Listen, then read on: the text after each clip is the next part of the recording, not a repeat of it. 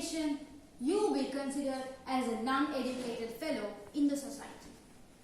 And that is why the government has provided us free education. Hello, I am Ishra Isthihar, and today I will be delivering a few lines about free education. Free education is education funded through government spending or other charitable organizations rather than tuition funding. Primary school and other comprehensive or compulsory education is free in many countries. At the University of Oslo, there is no tuition fee except a small semester fee of only $74. From 2013, in Northern Europe, Estonia started providing free higher education as well. And in Sweden, until the early 21st centuries, provided free education for foreign students.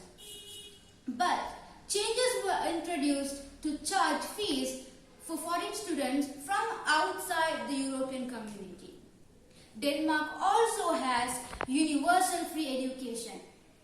Bachelor's and master's degree programs in Denmark are offered either in Danish or English depending on the program of the university. Argentina, Cuba, Turkey, Greece, Hungary and Uruguay provides free education at all levels in colleges and universities to its citizens.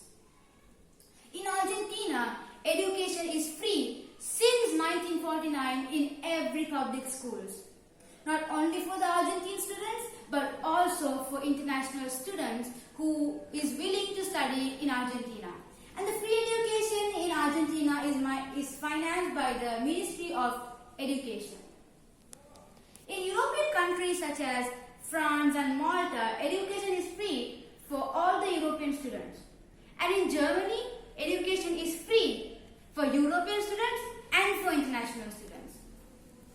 In Iran, most prestigious universities are called as the governmental universities, which offers free education for students who pass a very competitive entrance exam with high schools.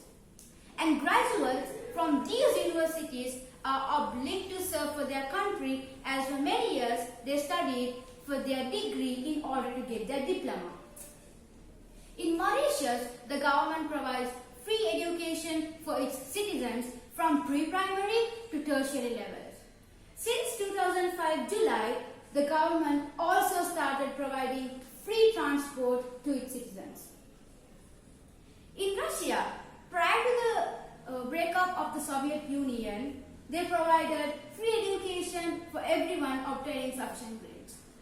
In 1991, if a student obtains sufficient grades, he or she is still eligible for free education on a competitive basis in a state or private universities.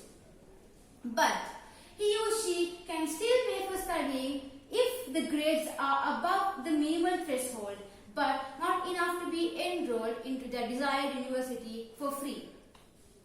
Now, we've been talking about the foreign countries for quite a long time. Now let's come to our country. In Sri Lanka, the government provides free education at different levels. Government-funded schools such as national schools, provincial schools and Pirivene provided primary and secondary education free, while assisted schools and semi-governmental schools provided the same at a subsidized rates. At the university level, universities in Sri Lanka provide undergraduate courses free. However, this totals only about 10% for those who qualified for the university entrance. Honorable C.W.W. Kannangara, who was the Minister of Education, made education free for all the Sri Lankan students in the 1940s. Honorable C.W.W. Kannangara's significant achievements in the areas of education have led him to be commonly referred to as the father of free education. In the United States, students paid tuition to attend community colleges, with many taking in debts in the form of federal loans. Federal loans in the sense, student loans. But there are still some universities in the United States which provide free education, such as the State University of New York or the SUNY. and the City University of New York, or the CUNY.